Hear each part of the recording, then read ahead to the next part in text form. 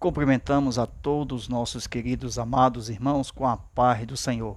Com muita alegria que nós vamos dar sequência aos estudos bíblicos das lições CPAD. Estamos estudando hoje a lição de número 8, a disciplina na igreja.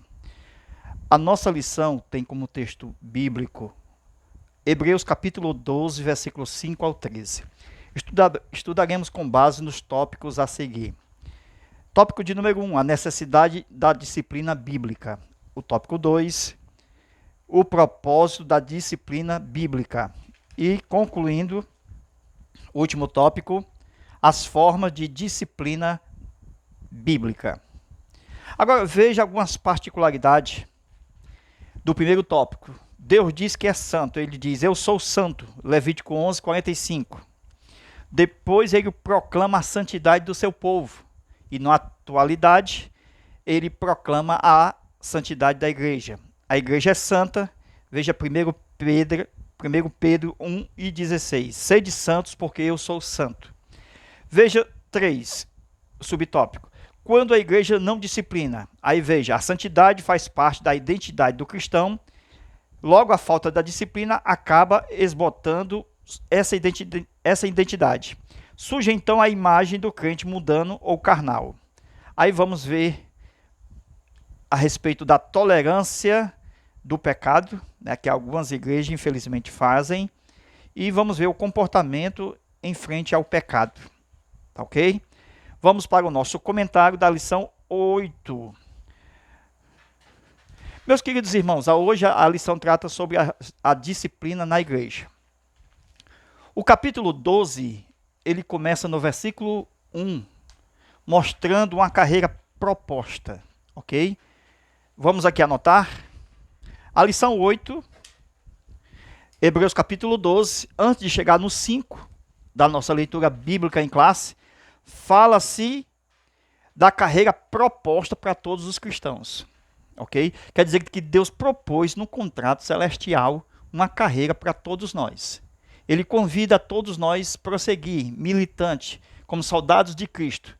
Então, há um céu, certo? Uma morada eterna, Nova Jerusalém, que nos espera. Nós vimos aqui, saímos dos nossos pais. O primeiro, de Deus. Ok? Então, nós vamos trilhar um caminho até chegar o nosso Calvário. Ok? Esse caminho aqui, esse percurso aqui, nós temos que atuar em santidade. Ok? Isso é interessante, meus irmãos, porque nós somos chamados para ser santo. Então, toda a igreja, ela é chamada por Deus para ser santa. E no percurso, no caminho, veja a proposta no capítulo 12 de Hebreus. Nós vamos ler de acordo com a lição a partir do 5, certo? E vamos tratar sobre a disciplina que vem primeiro dos nossos pais, que nos ensina desde pequeno, ok? E nós vamos ter na maturidade, depois vamos ter a consciência e vamos ver que existe uma lei divina. Então precisamos ser disciplinados por Deus e também pelas autoridades constituídas. Então existe uma ética que ela não está escrita, mas que ela é o bom comportamento. E que esse bom comportamento é o bom costume que a igreja deve ter nos dias atuais.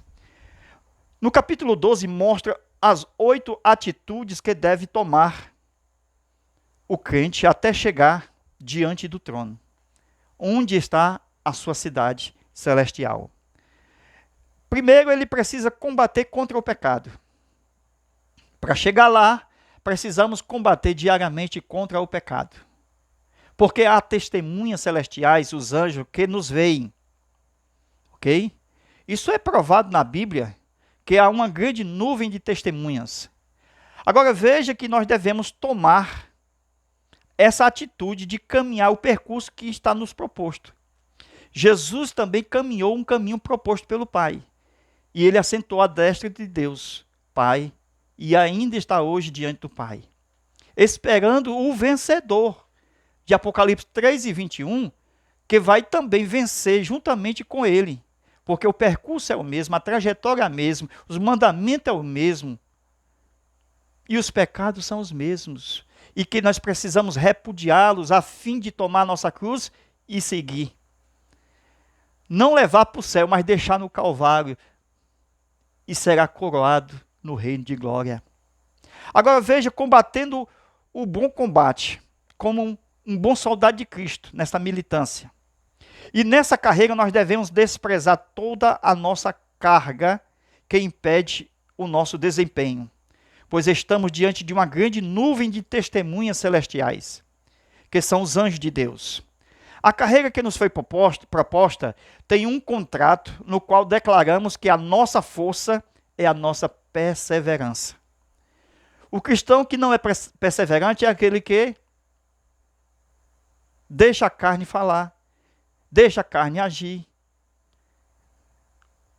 Ele não se levanta, ele está mais caído do que se levanta.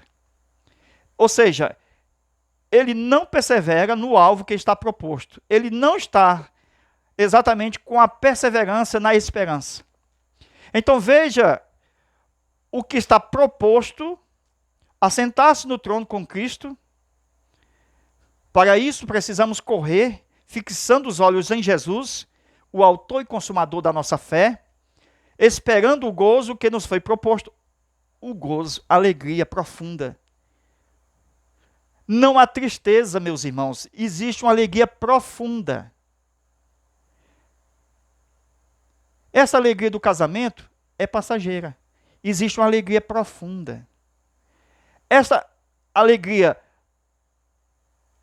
no relacionamento íntimo, ela é passageira. Existe uma alegria profunda. E que depois da ressurreição, essa alegria não passa. É uma eterna alegria. O Senhor nos ungirá com o óleo da alegria. Não haverá tristeza. Você já pensou que não haverá tristeza? Pense aí. Nem dor, nem morte, nem pranto. Não haverá mal, morte, inferno, demônio, Satanás, abismo. Estaremos para sempre com o Senhor. Veja, fixando os olhos em Jesus, o autor e consumador da nossa fé, esperando o gozo que nos estava proposto, suportando a cruz, desprezando as afrontas. A gente pensa que é fácil. Tu acha fácil suportar as afrontas? Alguém fala mal de você e você suporta?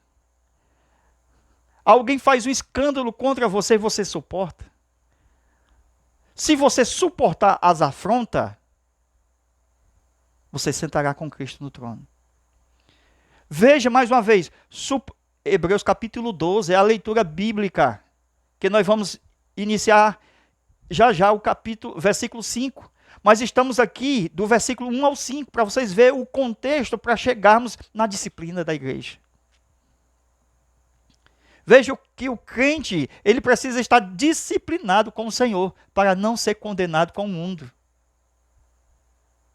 Então, na leitura da Santa Ceia, é assim que nós lemos, que o Senhor é quem nos disciplina, para que o mundo seja condenado com ele mesmo, com o mundo só, e não com o crente. O crente é tirado e disciplinado pelo Senhor, para não ser condenado junto com o mundo condenado.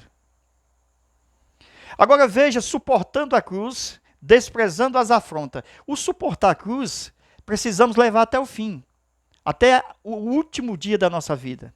É uma carreira proposta. Agora veja, desprezando as afrontas. Alguém fala mal, uma mensagem do WhatsApp, uma mensagem do Face, do Instagram, enfim, aonde quer que alguém fale de você, você suporta? Se alguém lhe xingar, te bater, você suporta? Jesus suportou até na cruz. Ele disse, Pai, perdoa, porque não sabe o que faz. Lembra de Estevão também sendo apedrejado? Pai, não lhe impute o seu pecado. Será que é esta a nossa oração quando nós estamos sendo maltratados pelos outros? A disciplina é com amor pelo Pai, a fim de nós sermos varões perfeitos, a fim de que esta língua seja disciplinada, a fim de que o eu seja morto, a nossa vontade seja sepultada. Precisamos nós aderirmos à Bíblia como a nossa regra de fé e de prática e prosseguir avante, suportando a cruz, desprezando as afrontas. Deixe quem quiser falar mal, deixe quem quiser lhe bater, não aceite o quê? O revidar. Não aceite o entregar-se. Por exemplo, alguém bate na sua face direita e entrega a sua outra face. Alguém pede a tua capa e entrega também a túnica. Alguém diz, vamos andar 2 milhas. Você anda a terceira com ele.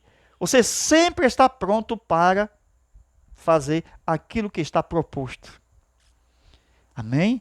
Suportando as afrontas, desprezando as afrontas, chegando ao alvo que havíamos proposto, assentar-se à mão direita de Deus, juntamente com Cristo. Como esperar a premiação? Considerar aquele que suportou tal hostilidade por parte dos pecadores contra si mesmo.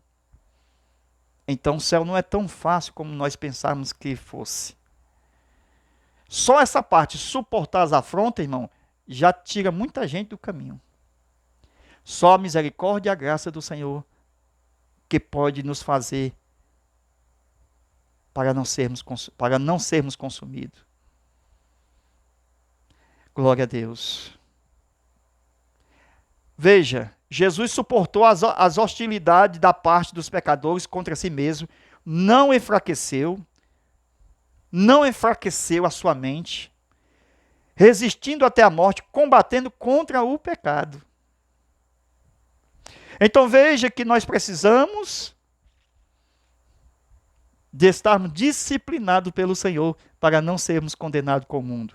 Chegamos no versículo 5 da nossa lição, onde vai mostrar 5 benefícios da nossa, veja, disciplina. Primeiro, por parte da paternidade. Os benefícios da nossa disciplina, vindo por parte da nossa paternidade, isto é, dos nossos pais. De uma forma corretora.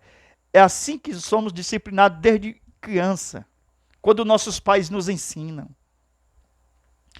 Veja o amor do Pai. Essa é a primeira razão da disciplina. Veja que Deus não nos condena porque nos ama. Ele nos disciplina. Porque o Pai disciplina aquele a quem ama. Ele corrige aquele a quem ama. Então a disciplina é um resultado do amor do Pai.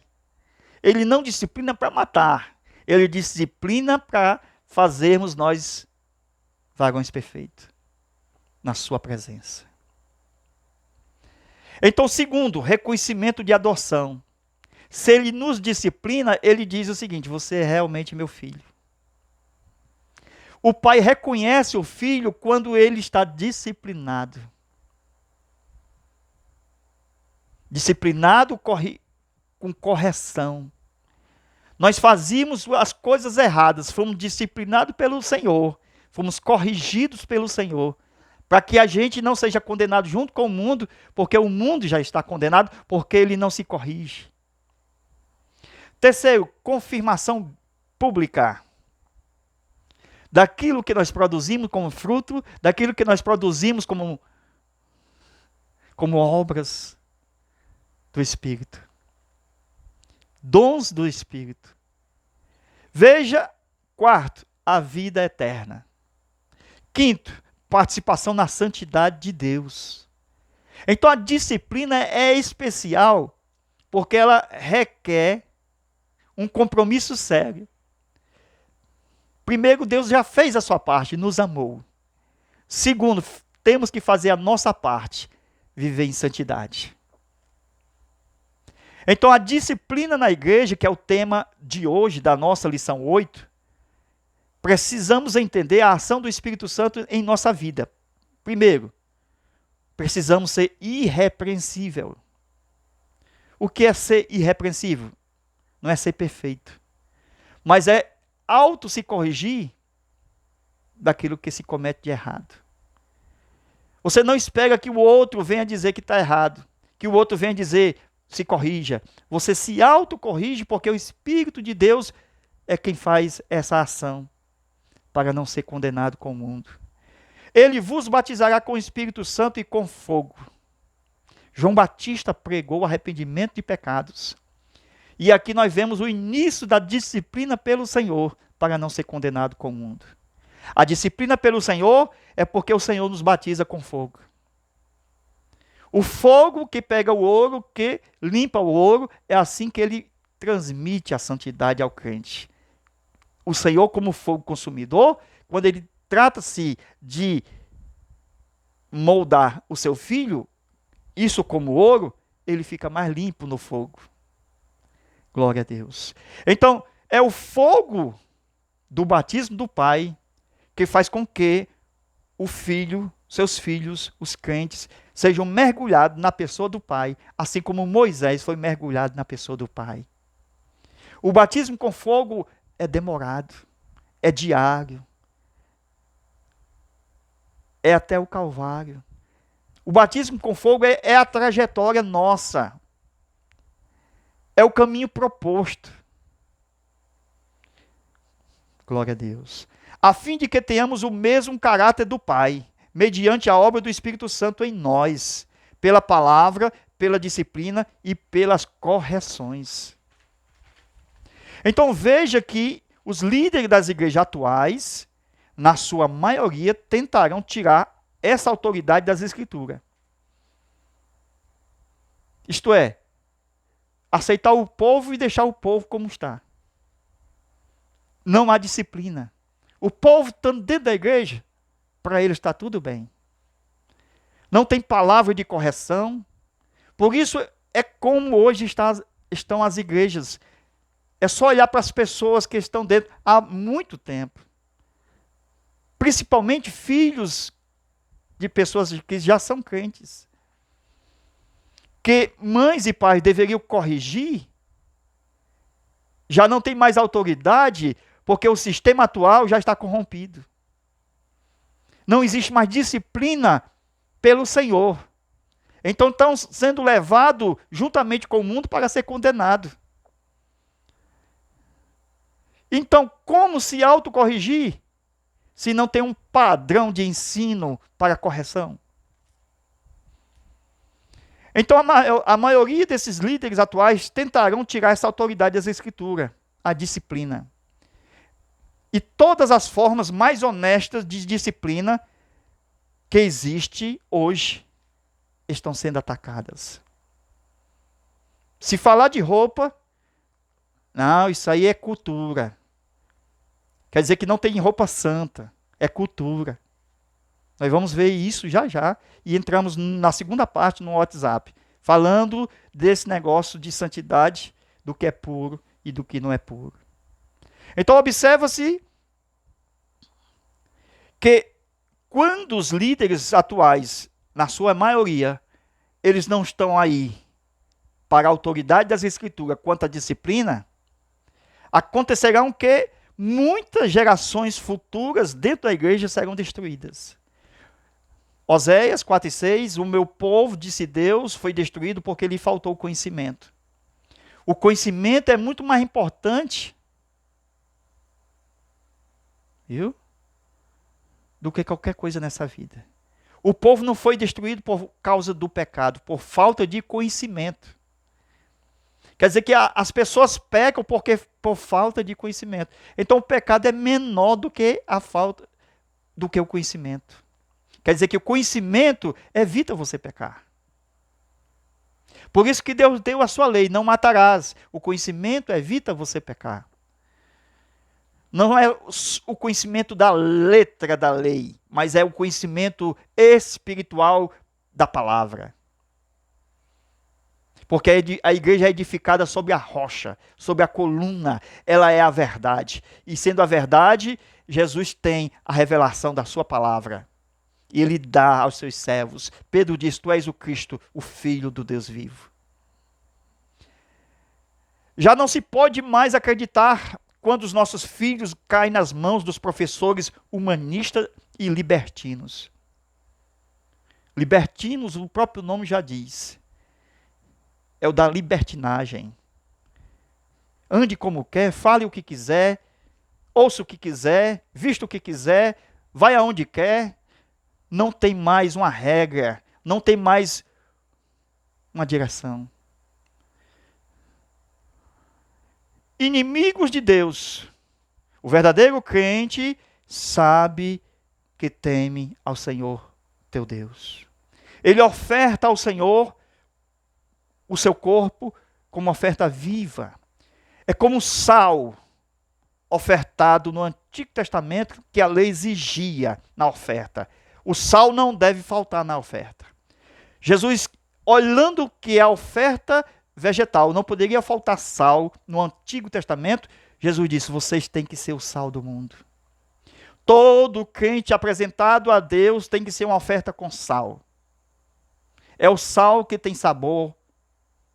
Já comeu uma comida insossa? É ruim, né? Assim é o crente sem sal. Pois bem. O sal representa a santidade contra a corrupção. Na ressurreição de Jesus, o sal estava presente, pois não houve corrupção. Olha o poder do sal. Então não há corrupção quem tem sal. Você já parou para pensar? O crente disciplinado, ele é um sal que não se corrompe. Não pode destruir o seu corpo na sepultura, porque ele tem sal. Ele ressuscitará, assim como Jesus ressuscitou, porque no corpo tem sal. Veja Levítico capítulo 2, versículo 13. Em toda oferta vegetal apresentará sal. Vai ter que colocar sal na oferta. Que não falte o sal da aliança do Senhor em sua vida. Em todas as tuas ofertas oferecerás sal. Quanto às vestimentas, nós vamos agora falar a respeito, tratando sobre a doutrina. Veja aí o título da aula antes de falar sobre as vestimentas. A disciplina na igreja. Será que a nossa igreja atual está sendo disciplinada quanto às vestes? Vocês sabiam que na Bíblia, Jesus falou de uma parábola do rei que tinha um filho e convidou os convidados para a festa do casamento do seu filho, festa de núpcia. E quando veio o rei convidou, as pessoas se excusaram. Então o rei mandou chamar todos os outros indignos, entre aspas, para dentro da festa que havia no meio da cidade. O que foi que aconteceu? Vieram para a festa. Entre esta multidão que veio para a festa, existia uma pessoa que estava com roupa inadequada para a festa. O rei se indignou. Olha aí, irmãos. Jesus contou uma parábola mostrando que Deus é este rei. E que no céu tem veste apropriada. E que na terra tem veste apropriada. É uma figura das vestimentas celestiais. Veja o sacerdote da antiga aliança. 7 vestimentas ele tinha. Precisamos ser um verdadeiro sacerdote de Deus. Não apresentará a carne, porque a carne impedirá a presença de Deus. Não pode servir a Deus e a carne. Agora observa-se, veja, quanto às vestimentas, se realmente é uma disciplina que a igreja tem que tomar em conta. Hoje em dia as pessoas, homens e mulheres, homens e mulheres, mas nós percebemos mais dos lados das mulheres, infelizmente. Por quê? É mais mulheres que tem no culto. Então, se são mais mulheres que tem no culto do que homem, aonde eu vou é assim. Tem mais mulheres do que homem. Poucos são os homens nas congregações. Mas estão lá nos obreiros, tudo bem. Alguns estão lá sentados, mas na nave da congregação são poucos homens, são mais mulheres. Então, devemos ter o cuidado quanto à vestimenta. Agora veja, se realmente tem base bíblica de falar de vestimenta. Se há santidade, veja, no falar, no pensar, nas obras, nas vestes. Se há santidade, há também impureza. Veja, profanas, indignas. Eu estou falando de vestes. Está na Bíblia? Vou anotar. Vamos lá. Mateus. Anote aí. Capítulo 12. Capítulo 22. Voltando atrás, hein? Mateus 22. Verso 11 até o versículo 12. Veja se não fala em vestes. Ok? Então a Bíblia fala em vestes. E que no céu tem vestes apropriadas. Então veja o que fizeram com aquele que foi encontrado na casa de Deus sem vestes apropriadas. Mateus 22, versículo 11 e 12. Então veja o relato de Jesus quanto àquela parábola e aplique para Deus e seus filhos na casa dele. Agora, onde encontrar roupas que cobrem a nudez? Adão procurou folha de figueira. Deus rejeitou a folha de figueira. Então Deus disciplinou. Veja se a Bíblia não fala em veste. Quando Deus viu que Adão procurou uma veste, uma tanga, uma cueca, enfim, para se cobrir, Deus viu que aquilo não é o suficiente. Existem roupas insuficientes que incomodam o crente no culto. O crente que estou falando, homens e mulheres, principalmente as mulheres, porque são em maioria a sua quantidade. Fica incomodado o culto inteiro.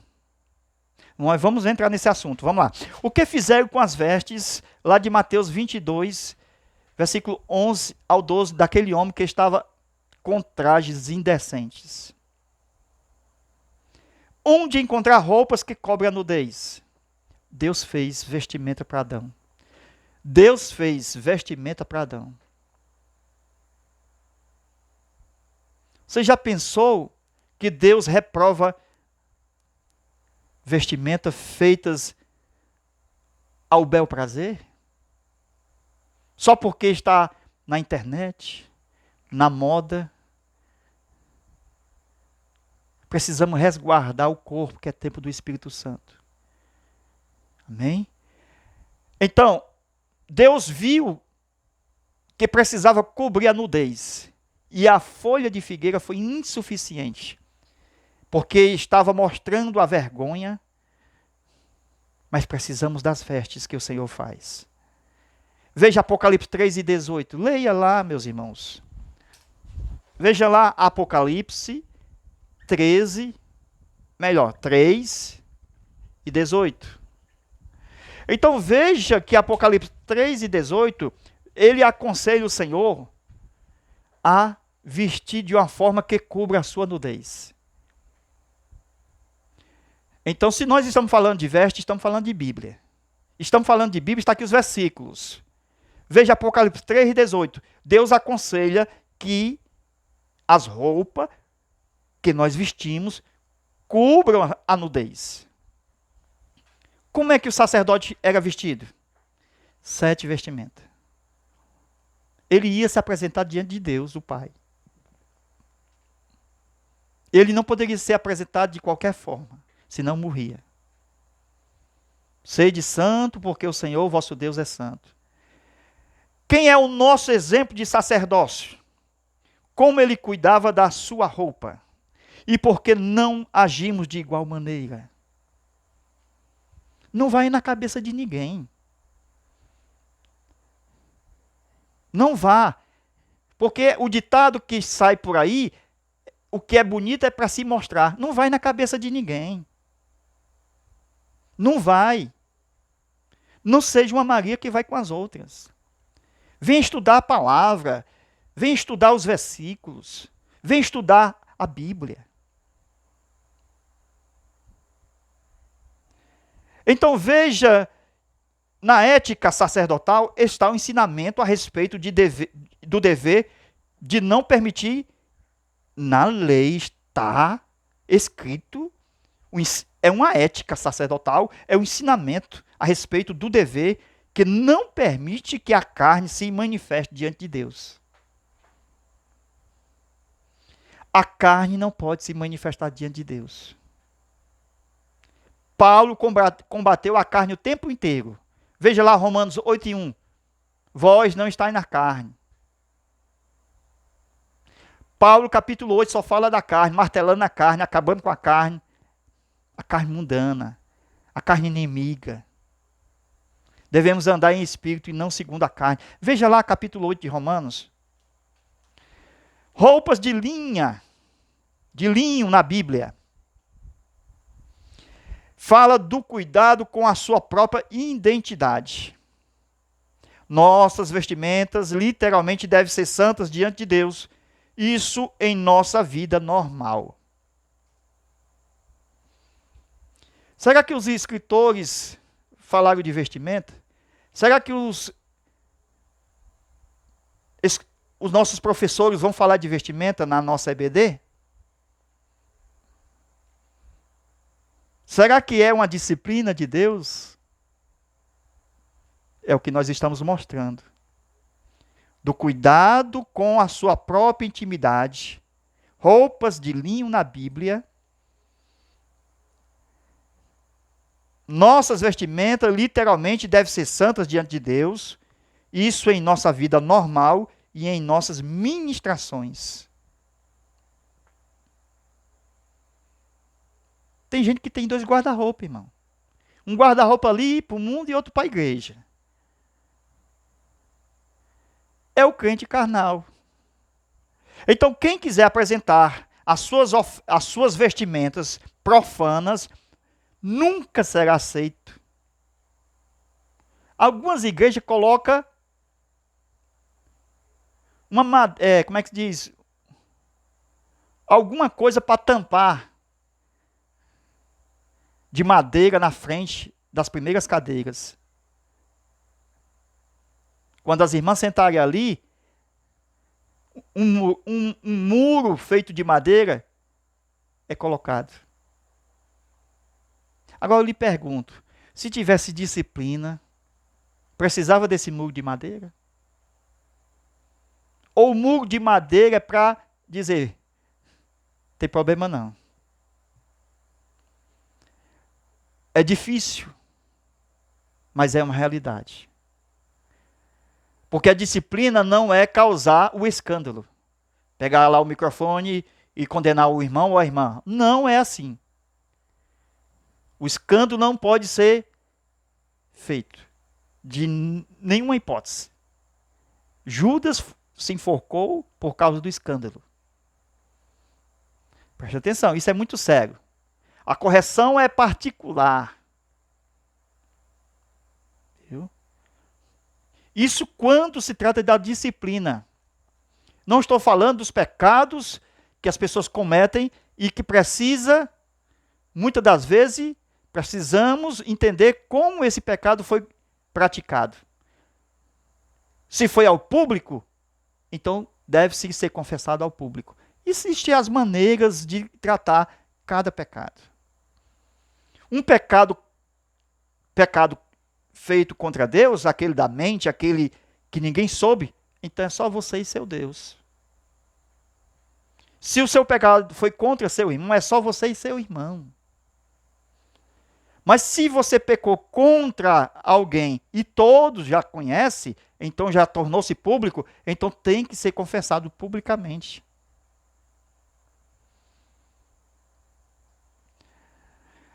Veja, a roupa que revela a sensualidade, a luxúria, é abominada por Deus. O que é luxúria? É aquela vestimenta que as pessoas andam e que provoca lixo emocionais no coração.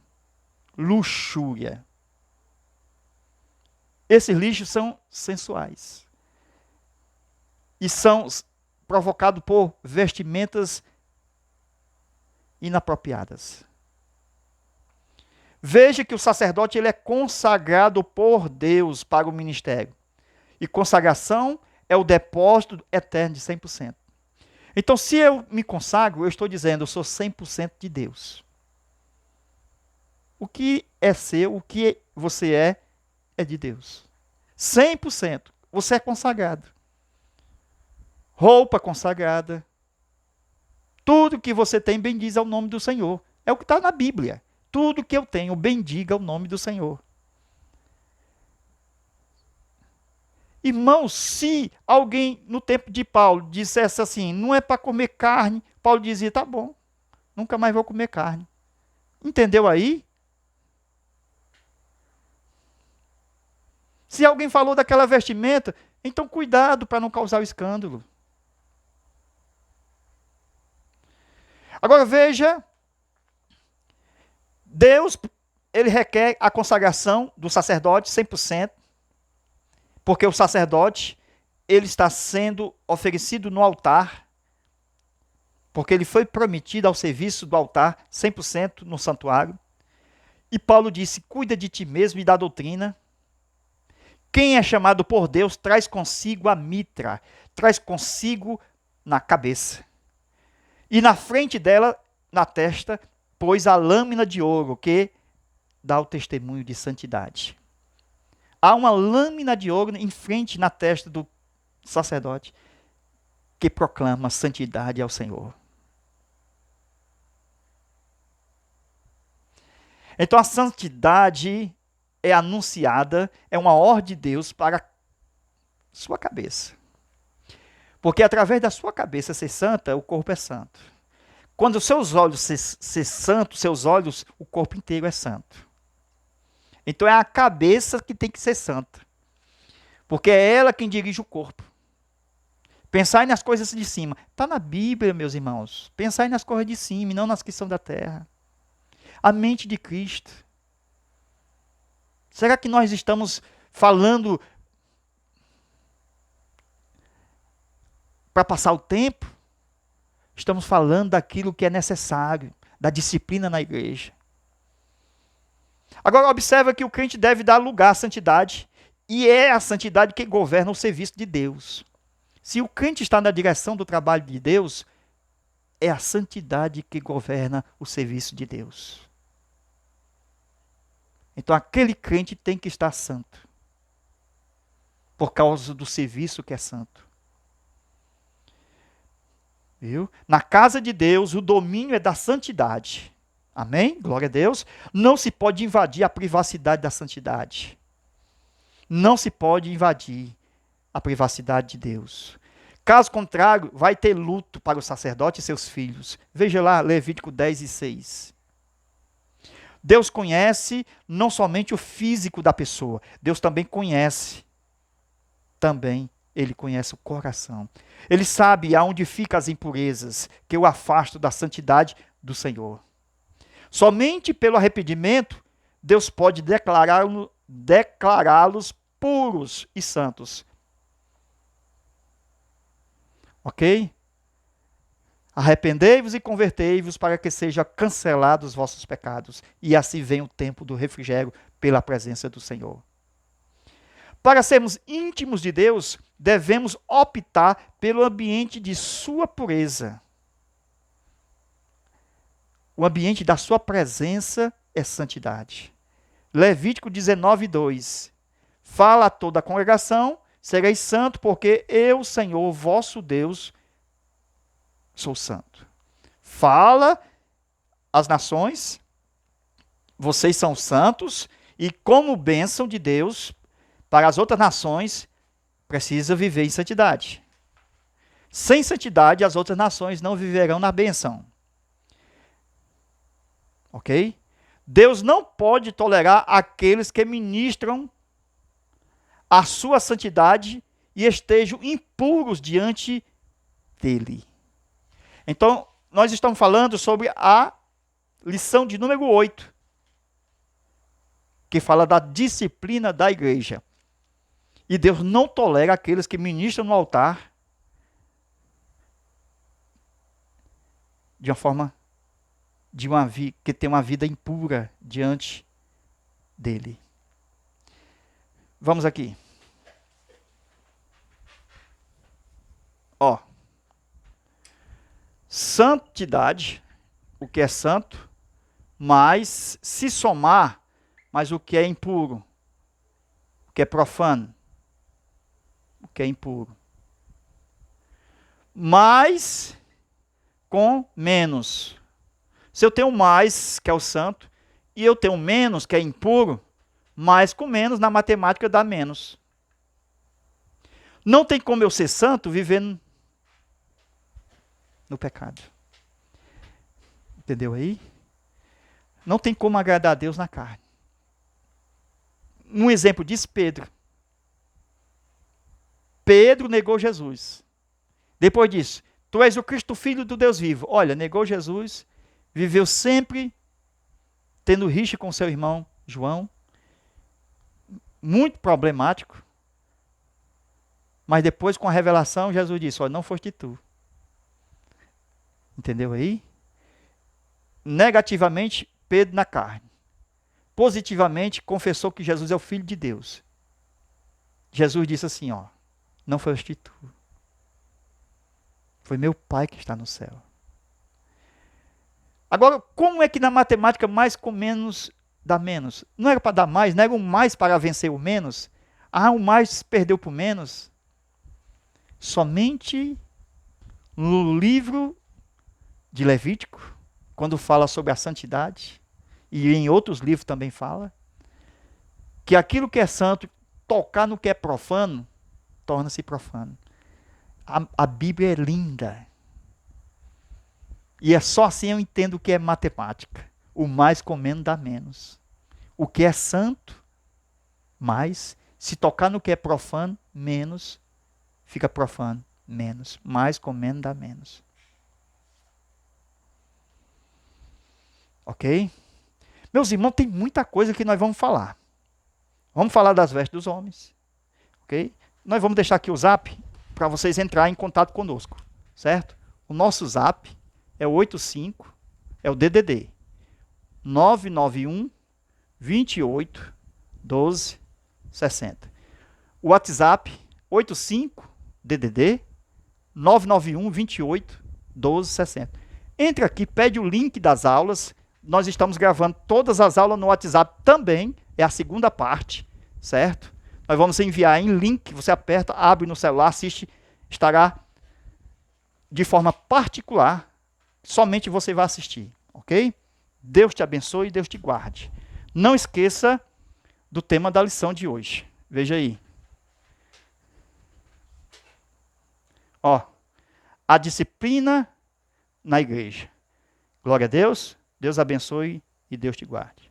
Amém.